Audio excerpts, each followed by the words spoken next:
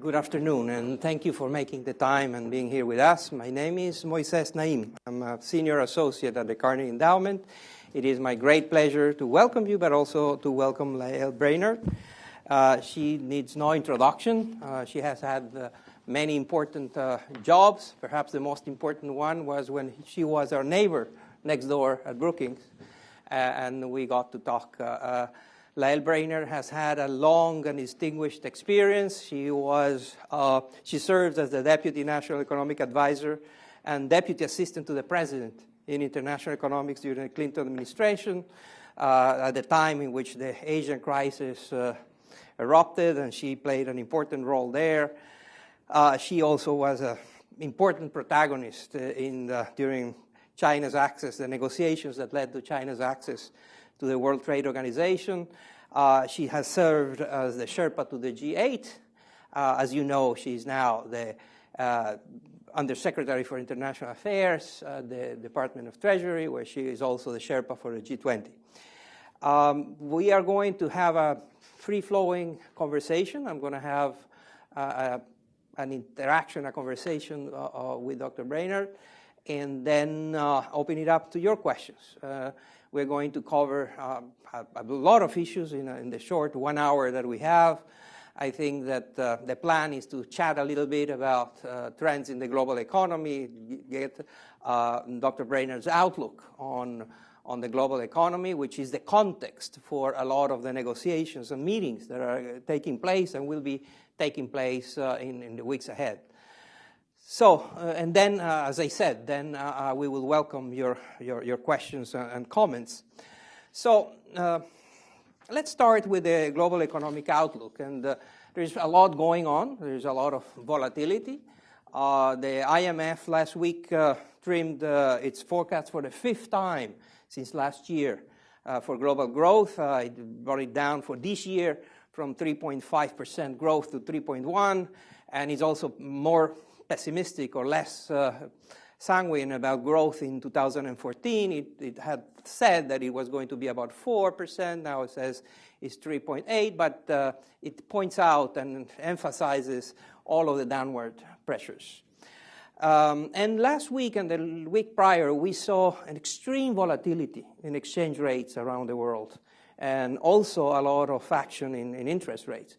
Tell us a little bit about that context, about exchange rate volatility, growth, and interest rates and all that. Yeah, I think if you look across the global landscape, there are reasons to be concerned that some parts of the world aren't doing enough to bolster domestic demand. You know, for our part, I think we go into international discussions at a stronger point than we've seen at any time in the last 4 years. You know, we have taken a number of extraordinarily important actions early to make sure that our banks would be compelled to build capital, strengthen their balance sheets. They've gone through very substantial deleveraging and have now been lending to the private sector for 9 consecutive quarters. Our household sector has deleveraged. The housing market is turned around, and that owes to decisive, continued support for private demand, and a willingness to do a course correction when we were seeing headwinds from abroad to provide additional support in the form of the payroll tax cut. And so I think, generally speaking, the U.S. Overall picture is one where we're meeting our deficit goals, and we're doing so at a time when the private sector has sufficient underlying momentum of demand. But if you look around the world, there are risks of protracted stagnation, most importantly in Europe, which accounts for 1/5 of global demand. And so, obviously it's important to the world, it's important to Europe, and it's important in the U.S. to see stronger action there to support demand.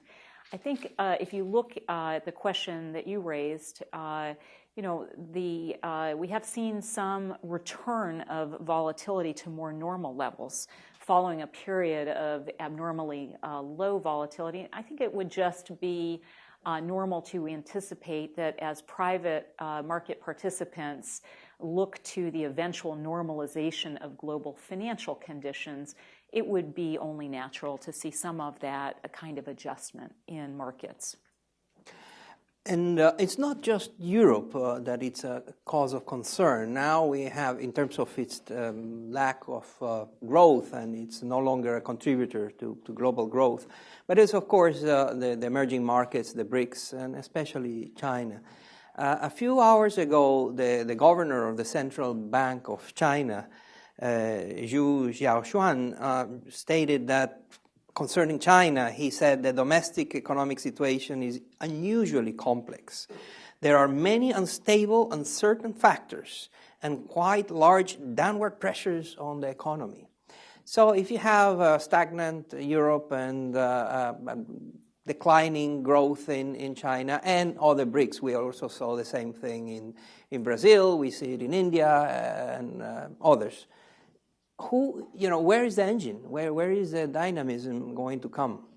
Well, from? Of course, we last week had an opportunity to spend quite sustained, in-depth time with our Chinese colleagues.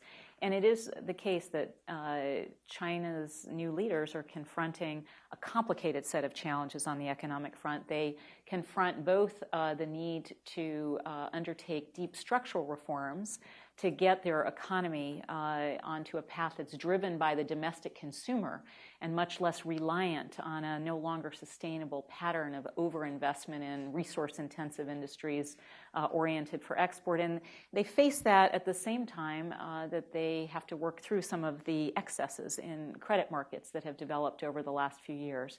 So, I think for us, it's very important to see China undertaking policies, for instance, allowing the exchange rate to move to market-determined levels, for instance, opening up their capital markets and allowing financial market liberalization to take place.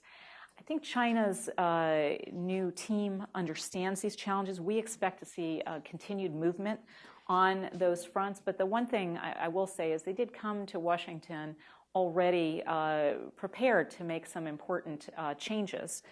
For instance, in the arena of the bilateral investment treaty. What's your answer when they say, we want to do all of these changes and opening up the capital account and having a different kind of exchange rate, but this is the worst possible moment to do it? This is too risky. There are too many headwinds, and too many risks to start adding the uncertainty associated with the wholesale, large-scale reforms.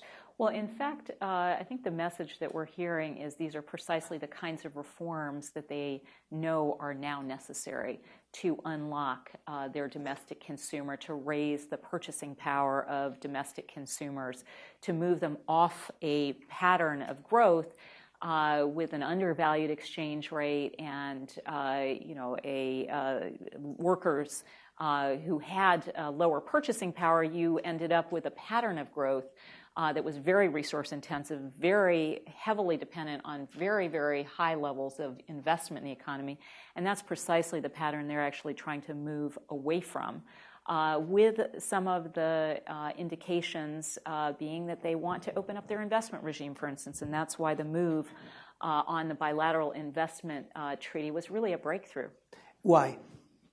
Essentially, what we are hearing from our Chinese colleagues is that they are ready for the first time to enter into negotiations on a bilateral investment treaty that puts all sectors and all stages of investment, including the pre-establishment phase, on the table. That essentially implies a fundamental reversal from a long period in which every investment in the Chinese economy needed to be approved, and where most of the services sectors were restricted, were off the table altogether. And so when the new leadership in China says they need a more dynamic services sector, of course, foreign U.S. services companies who are revolutionizing services delivery all over the world have a lot to bring to bear. That's why it both provides big opportunities here for U.S. companies, but it'll also provide important opportunities for China's consumers. And last week in those negotiations or conversations, that dialogue with China, you also dealt with a very controversial issue these days, which is cybersecurity, intellectual property. Tell us something about that.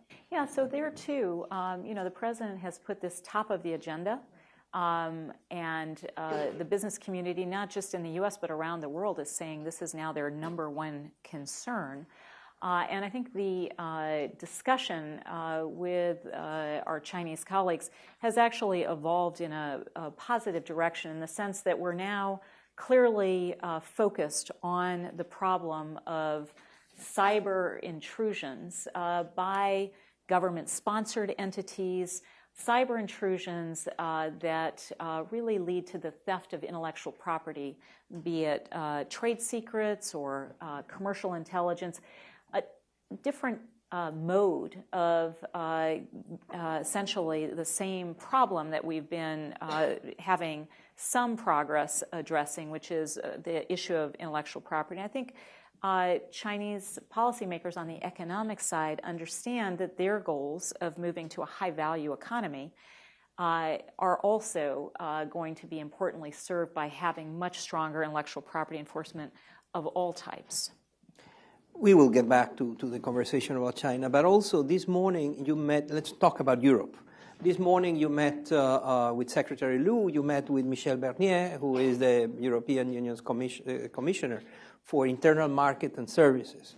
This is in the context of your negotiations, of the U.S. negotiations about the European free trade agreement with Europe and all of the issues that are there. Would you share with us a little bit about those? Sure. So, we were delighted to meet with Commissioner Barnier, and really we had a full conversation about all the aspects of financial reform that both the U.S. and the EU are in the throes of implementing in both of their markets. We've done a lot in a short period of time. So if you look just at these past few months, the U.S. has gone final on Basel III. They've proposed tougher leverage ratios. We now have the CFTC concluding its cross-border rules on regulating derivatives transactions for the first time, and concluding a very important bilateral agreement with the European Commission just at the end of last week. We've seen now in the U.S. context, the FSOC has designated some systemically important non-banks. So our financial reform agenda is moving along at a very rapid clip, very much consistent with the commitments that we've made in the G20 and the FSB, as well as the statutory responsibilities we have under Dodd-Frank. With regard to the Transatlantic Trade and Investment Partnership, we had the first round of discussions on Friday here in Washington. They proceeded very well, and we have a lot of enthusiasm for those discussions more generally. On the financial services front, we think that there is some work that we can do that would be very beneficial in market access.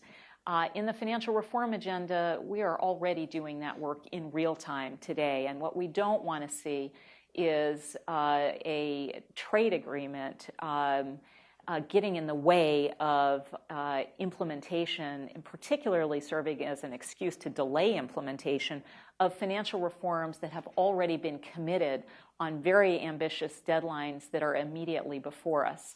And that's why the agreement, for instance, between the EU and the U.S. Last Thursday was extremely important. Why wait?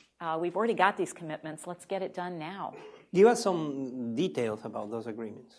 So in the case of derivatives, for the first time, we have a comprehensive set of rules in place that will really increase transparency, bring derivatives out of the shadows, create market incentives for those derivatives to be centrally cleared and traded on trading platforms.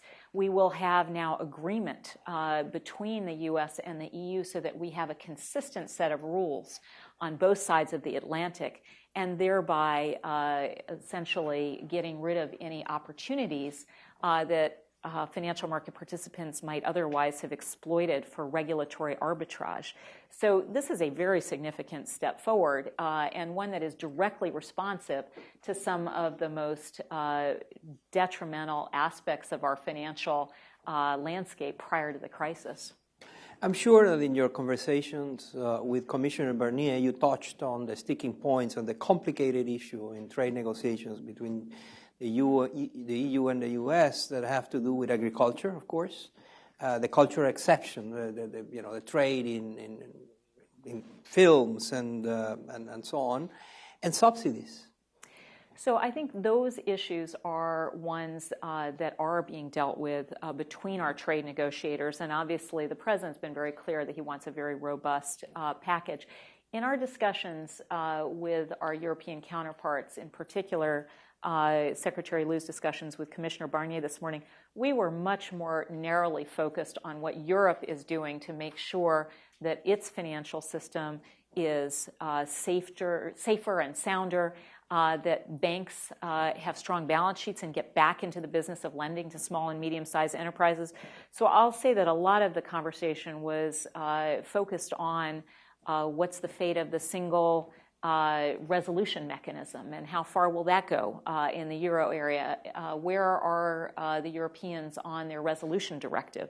You know, we now have a very I think, strong orderly liquidation authority in the United States that allows U.S. authorities to liquidate or to resolve any large financial institution in a way that preserves orderly functioning of markets.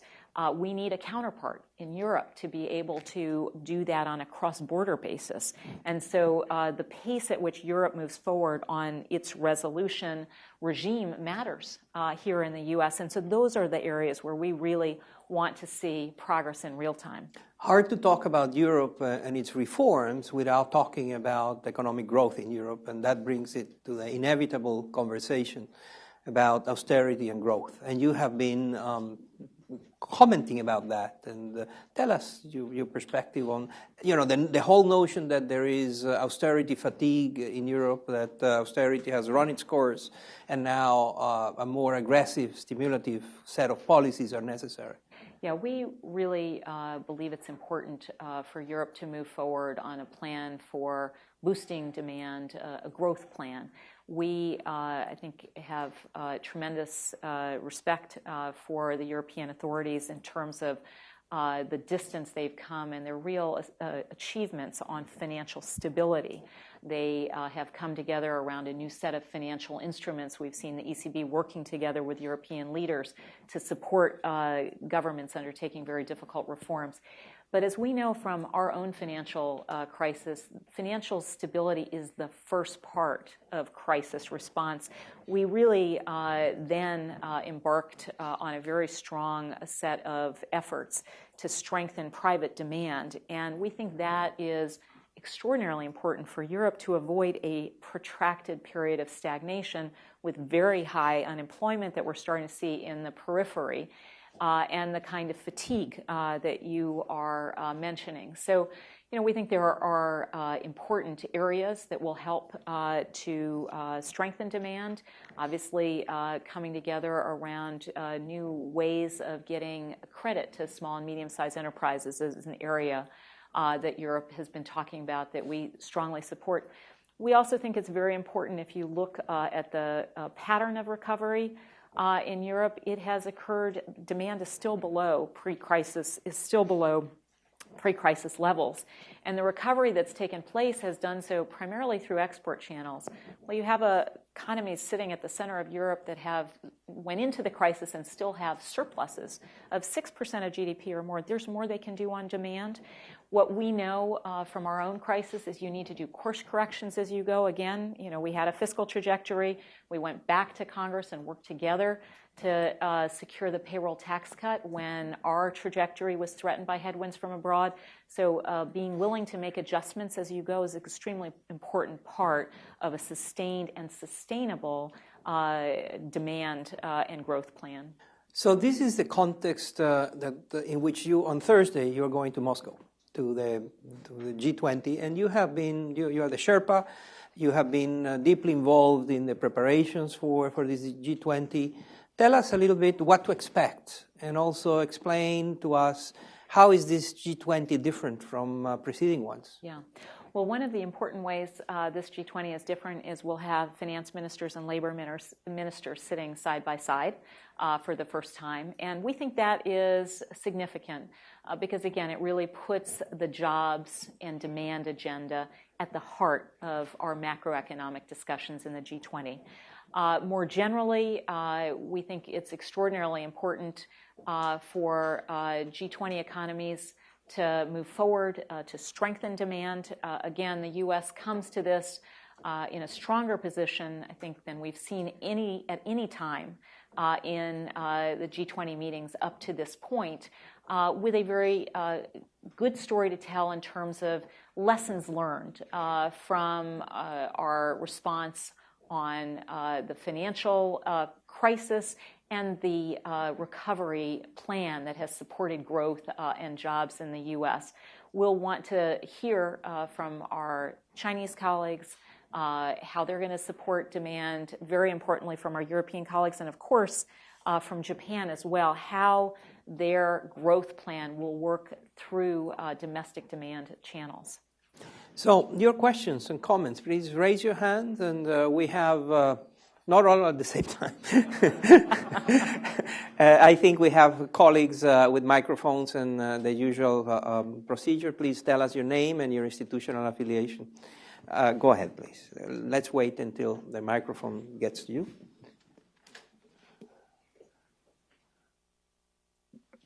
Thank you. Jennifer Lee with Hong Kong Phoenix TV. Question about the SNED last week. So as you mentioned, the economic growth has been the focus during the discussion. And we know China is facing a difficult choice between a structural reform and economic growth. So based on your interaction with the China counterpart and your understanding, do you think the China government will be willing to sacrifice the short-term economic growth in order to achieve a long-term structural reform? Thank you. Well, I think in our discussions, we did not see a trade-off. We really saw that the path forward for China to maintain rising living standards and growth is to take on this very challenging set of reforms that will further the reform and opening up process. And so, we saw in the discussion of the bilateral investment treaty that they understand that moving from a restricted list approach to a approach that assumes all of the services sectors are on the table unless there are very narrow and transparently negotiated exceptions. That's a very important change that we think is both enhancing to growth in China, but also provide some important opportunities more broadly. We heard about their plans for launching a Shanghai Free Trade and Investment Zone, which also will allow enterprises of all types, foreign and domestic, to compete for the first time on equal terms. And again, will it bring some competition and some dynamism to the services sectors, which is good for China, good for the world. We heard that they want to move forward in the areas of liberalizing interest rates so that credit is not allocated disproportionately to state enterprises, but is made more broadly available to the most dynamic enterprises. We heard about their plans to move further on the market determination of exchange rates and liberalization of their capital account.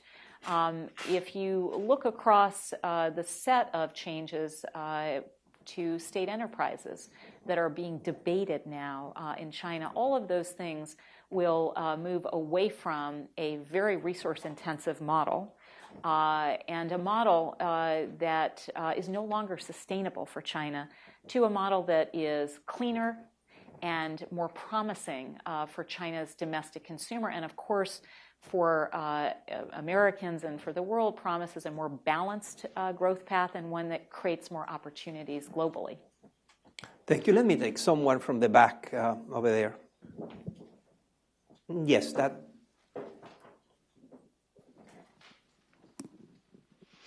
Thank you. Jo Marie Griesgraber, New Rules for Global Finance. Delighted you're the Sherpa, Lael.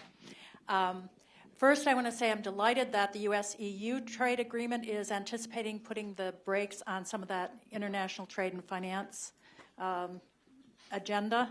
I'm hoping that the Trans-Pacific Partnership does the same thing because of the tension between trade agreements and domestic regulation. I do want to ask you about the postponement of FATCA that was just announced, that we see closing down some of the tax havens overseas and the need for similar tax policies. And the U.S. has done a great job in proposing FATCA. Now we've just put the brakes on it again. So could you address that, please? Yeah, so let me just be clear. Please give some context to the question for people that. Yeah, so the U.S. Has put forward, I think, what has become now widely taken up internationally as an initiative to address the longstanding problems of tax avoidance and then separately of tax evasion. And we've proposed a number of mechanisms, but most immediately the FATCA approach would essentially allow an automatic exchange of information between tax authorities so that it would become impossible for domestic residents to essentially move their bank accounts offshore and not pay tax on it. That approach has been embraced by more countries than we would ever have anticipated. And we now are in a position where we're hearing demand we saw it in the G8 summit, and we are seeing it also in the OECD more broadly and in the G20. There is so much interest in concluding agreements for automatic exchange of tax information to reduce the scope for evasion that essentially we have to give a longer runway for implementation. But this move towards FATCA for all, we think, should be viewed as a positive development. And it really does show the extent to which governments in the G20 are all focused on tax avoidance and tax evasion. I will say that this is going to be a continued subject for discussion. I expect that it will be a big focus in Moscow, not just on the automatic exchange of tax information in the case of FATCA for all, but also looking at measures to prevent base erosion and profit shifting, to ensure that taxes are collected in the place that profits are actually generated. And we have a set of measures that we've taken there and we've proposed, and we're seeing there, too, broader and broader acceptance of them. Thank you. Over there. Sir. You. Yes. Thank you. Barry Wood from RTHK in Hong Kong. I would like to ask you, Ms. Brainard, is deflation a strong risk in Europe? And secondly, as you go to Moscow, is there an imperative now for the kind of coordinated stimulus we saw in 2008 and 2009? So what I would say in Moscow is we do see the need for the G20 economies, the largest economies in the world, to have a shared view about what the most important challenges are on the global economy and to take action in their national contexts that are mutually supportive so that as we pursue growth in each economy, we support growth more generally. That's why we think that the central core tenet should be policies to support demand and growth, because by having all the G20 pursuing macroeconomic policies that support demand and jobs locally, that is the most mutually consistent set of macroeconomic policies that we think will lift growth and demand in the world globally. And that's why it's been so important at the G20 in February to come together around a strong exchange rate framework, again, to make sure that domestic policies were pursuing domestic objectives with domestic instruments and thereby pursuing mutually consistent win-win macroeconomic policies. Thank you. Over there. Yes. Thank you.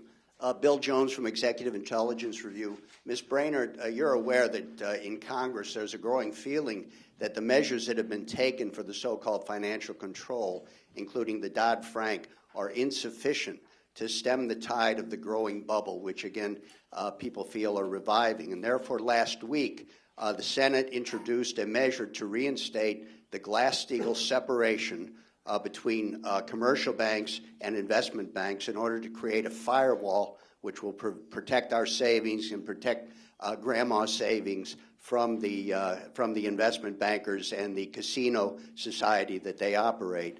In the House, there are 70 supporters, 70 people who have written under a call for a return to GlassSteagall. That includes many Democrats who have had to fight the White House on this issue because the White House has definitely not been in favor of that. But the groundswell for this from around the country, 22 state legislatures have introduced resolutions calling on the U.S. Congress to reinstate GlassSteagall. This would mean that it would stem off the bubble economy, that the debt that has been accrued by the U.S. government through the bailout could be considered invalid and returned to the banks, and therefore there would be money available for the infrastructural projects that the country so badly needs. Why is the White House still opposed, given the feeling in the U.S. Senate and in the House of Representatives, to the GlassSteagall reinstatement? So let me just say that a lot of careful thought and deliberation has gone into both the set of statutory initiatives that were finalized under Dodd-Frank, and subsequent to that, the very careful and thorough rulemaking process that each of the regulatory agencies has taken forward from Dodd-Frank. I think if you look across all of those changes, and people, I think, forget to look at the cumulative impact of all those changes, they are nothing short of sweeping.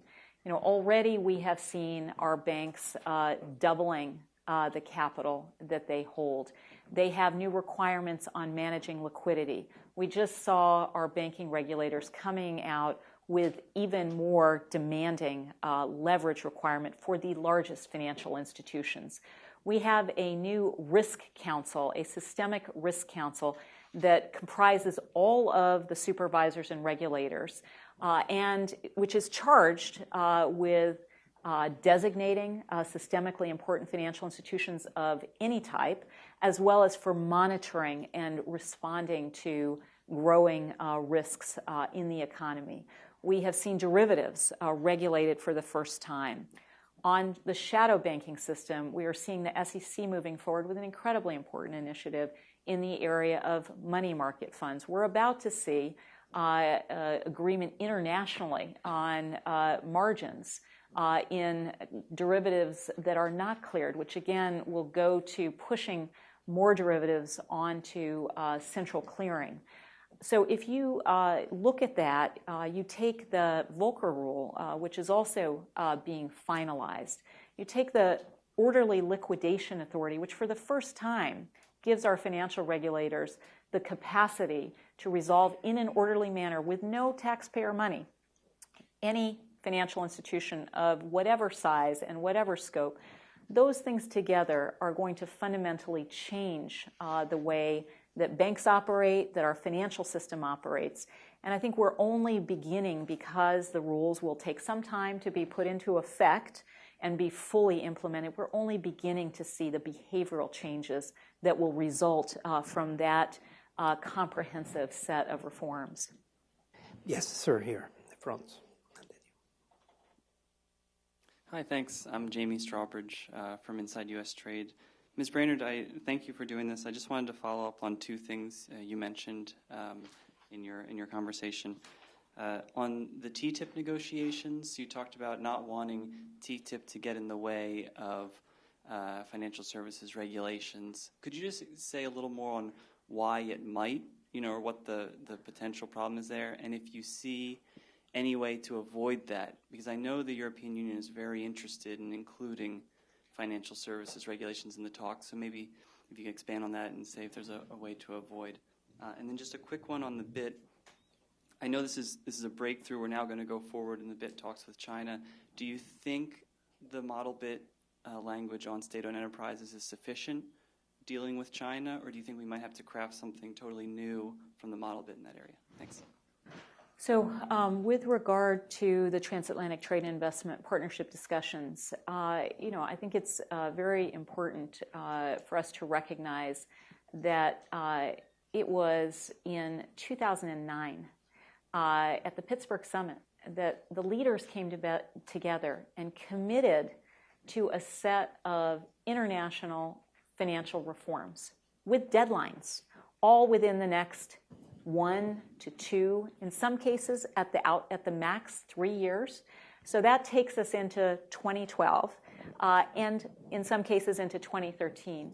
Those standards really are conform in many respects to all the reforms that we're putting in place under Dodd-Frank. So essentially, we have our G20 and our Financial Stability Board partners all signed up for the same set of reforms that we signed up for here in the U.S. on Dodd-Frank, with very tight timelines, all of which really should be implemented this year, or finished being implemented by this year.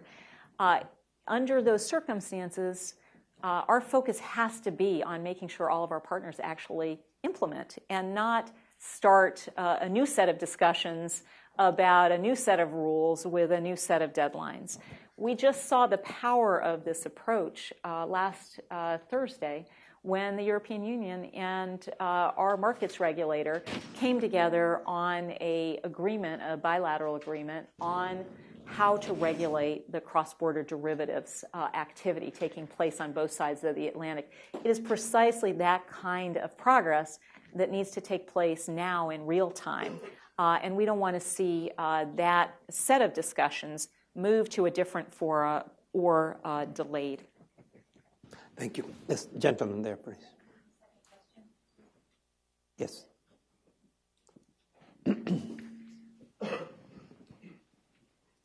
Thank you very much. My name is Elliott Waldman. I'm with the Tokyo Broadcasting System. And I was wondering if you could sort of comment a little bit with regard to Japan getting ready to join the TPP negotiations. There have been a lot of vocal calls from people in Congress as well as interest groups that a strong set of provisions against currency manipulation be included. And I was wondering if you could comment on whether you think that's a workable option, and if not, if you think there are other kinds of ways around that issue. Thank you. So on Japan, I would say that in February of this year, when finance ministers and central bank governors of the G7 first and the G20 met, they agreed a set of guidelines on the exchange rate frameworks in each of the G20 countries, which really went beyond what we had seen before. And in particular, G7 countries committed to pursue domestic objectives using domestic instruments and not target exchange rates. And of course, the G20 together agreed to not target exchange rates, to move to market-determined exchange rates, and to not pursue competitive devaluations. That set of agreements, we think, is very powerful. And of course, we have been closely watching the developments in Japan. We are interested to see how the three arrows of Prime Minister Abe's growth strategy will work together. We've put a lot of emphasis on that third arrow, and of course we haven't seen the full scope of reforms there yet. But what is important to us is that all of the members of the G20 and the G7 faithfully fulfill their commitments, and that we see in Japan's case their growth strategy operating through demand channels, domestic demand channels, and that is really a touchstone for G20 member growth strategies to contribute to overall global growth. In the back, please. The gentleman over there. Go ahead.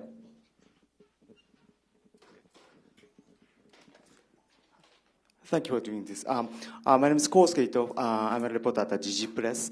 I have a question about U.S. and China in strategic and economic dialogue. Both governments agreed about the peer review of the financial service sector of financial system reform. Could you better elaborate about how do you proceed that kind of peer review about the financial reform? And also, do you think that kind of a mutual review about financial system reform should be discussed in a coming G20 meeting? And do you think about such kind of a mutual review, specifically about financial sector, should be conducted in global base? So let me just say that what we learned from our Chinese colleagues in the Strategic and Economic Dialogue is that they are actively engaged on internal discussions about a set of reforms that will move their economy away from a resource-intensive, export-oriented, no longer sustainable, unbalanced growth model to one that is focused on China's domestic consumer, higher value, less resource-intensive, and one that we think holds out the promise to sustain growth in China and to provide opportunities more broadly, certainly to American companies and exporters, but also across the globe. In that set of reform discussions, there clearly is some determination to move forward on opening up the financial services sector and services sectors more generally, and that is something we saw both in the very significant shift in position on the bilateral investment treaty, also in the beginnings of discussions about the Shanghai Free Trade and Investment Zone. But clearly, the reforms that are being discussed go beyond that to contemplate liberalization of interest rates so that capital is allocated according to market signals rather than rationed. There's clearly continued debate and discussion about unlocking dividends from China's state enterprises so that they don't sit within the state enterprise sector and provide an unlevel playing field, but are released for the greater benefit of the Chinese society. So those are the kinds of reforms that are being discussed. Of course, you'll hear more as our Chinese colleagues start to move forward on their reform agenda. And I think there will be a lot of interest in China's growth strategy and the reforms that it has underway as we move to the G20 in Moscow. Because China just is such a big part of the system now that we see broad interest in sustained and balanced growth. Lady here, please. Hi, this is Anna Yukonana from Reuters. Thanks for taking my question. One thing you briefly talked about in the discussion was about some of the market volatility. And a big focus of the U.S., of course, is boosting domestic demand, but some emerging economies are also being affected by external shocks. So I was wondering, I mean, the IMF's growth forecast was partially downgraded because of the slowing growth in emerging economies. So I was wondering if you could talk about whether you see that as a risk to overall global growth, kind of some of these capital outflows that are hurting the economies. And the second question is a bit more specific, but the Civil 20 group recommended that income inequality should also be part of the G20's agenda for economic growth. It shouldn't just be about sustainability, but also income inequality. I was wondering what your position is on that. Thank you. So let's see if I can remember the first one. So on having a hard time with the multiple part questions here, so I apologize if I'm dropping some of them along the way. So with regard to the emerging markets, look, there is substantial diversity, of course, among this group of what are termed emerging markets. If you look across them broadly, we see more resilience as a group, sort of more flexibility in exchange rates, so more ability to allow shocks to be absorbed, as well as better buffers being built into many systems. That, of course, is the broad picture. Now, of course, there are some risks in emerging markets that we all are more closely monitoring, and those are particularly in areas where political and economic risks may coincide. There are also areas where risks new exposures might be building up. There's much greater, for instance, local currency denominated debt exposures than there have been previously. But, again, as a group, there are many of the emerging markets that have substantial capacity still to support domestic demand and to contribute to global growth. And, of course, many of those are in the G20, and we'll continue to emphasize this. On this second issue you raised, we continue to emphasize inclusive growth. It's very important for us here in the U.S., for instance, to see middle-class incomes growing, and that's really a focal point for the president and his economic team. And more broadly in the G20, we think it's very important to see countries adopting macroeconomic strategies that are inclusive, and that's why the focus this G20 on jobs and demand is so important.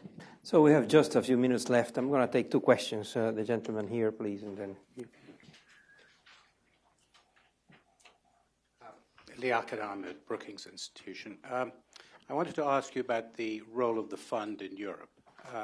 When Europe first blew up in 2010, there was considerable debate about whether this was appropriate for the fund to get involved, and some countries argued that essentially Europe should be able to take care of itself.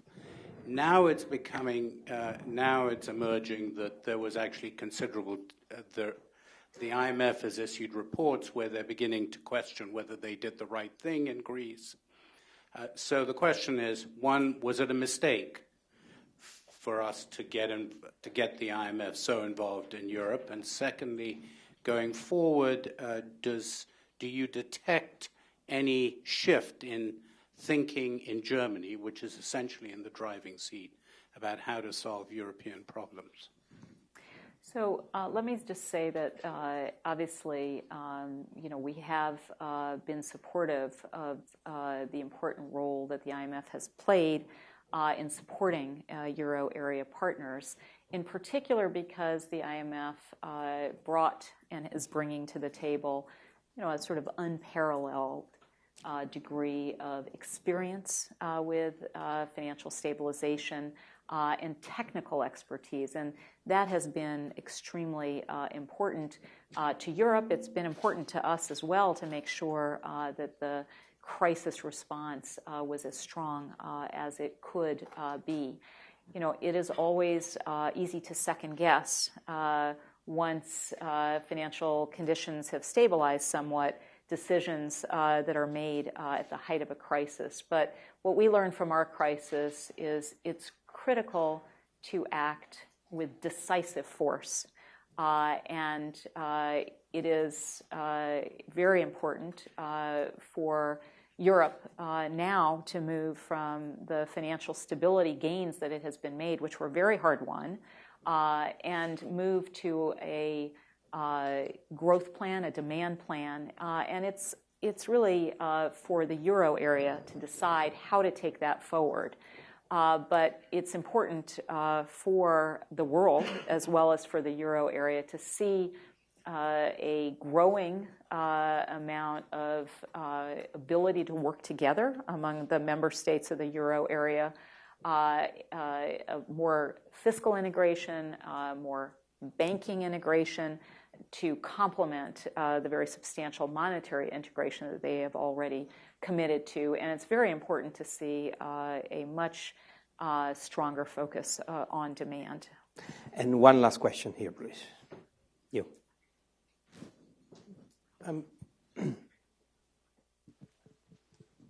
Patrick Welte, Frankfurter Allgemeine Zeitung. I have two very short questions, Madam Brainard. The first is that in February there had been talks about a Toronto 2-0 agreement about some kind of deficit or debt goals in the G20. Is this finally off the table, or are you still talking about that? And the second question I have is, when you talk about tax avoidance and the OECD proposals about tax avoidance and international cooperation against tax avoidance, you don't talk about tax competition. Shouldn't companies and maybe even citizens should be much more worried that the G20 are building some kind of tax cartel and that it might be in the end they have to pay more taxes? So let me see. Let me go back to the first question first. Fiscal. So look, I think if you look at the U.S. fiscal trajectory,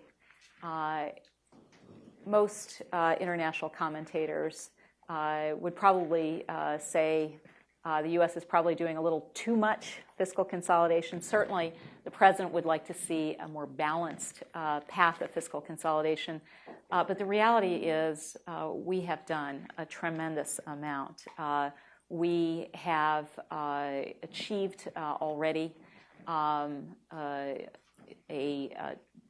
approximately $2.5 trillion between the budget agreement that was reached between Congress and the administration, and of course the tax agreement that was reached. We also have an additional approximately a little over $1.2 trillion. So we're getting close to the $4 trillion that we originally thought would be required to get our debt onto a declining path. And of course, the CBO has now put out numbers suggesting that we're on track to see our deficit fall to 4% of GDP this fiscal year, well ahead of what was anticipated. So to a large degree, the U.S. is very much on track. And our view is that creating some kind of additional uniform framework across members of the G20 who face very disparate situations really would be a step backward. And so, our focus needs to be on what each country can do to strengthen demand. And given that different countries face very different circumstances, again, I think the lesson we take from our own recovery is it's very important to do course corrections along the way. And you don't want to see an excessively rigid framework prevent that. The second question was on tax competition. Thank you. So, look, I think it's very important, and I think citizens of countries all around the world, at a time when we're all trying to find the right balance in terms of supporting private demand and ensuring medium-term fiscal sustainability, that our companies and individuals actually pay taxes in the jurisdictions where they've made the earnings. And that's why the agreement that we've seen in the G8, that we're working on in the OECD and the G20, is one that I think is widely supported and welcomed because it is a set of mutually consistent practices and rules that simply assure that jurisdictions collect the taxes that legally they are owed. Lael Brainard is the Undersecretary for International Affairs at the U.S. Treasury. On behalf of the Carnegie Endowment, I want to thank Dr. Brainard and all of you for this fascinating session. Thank you very much.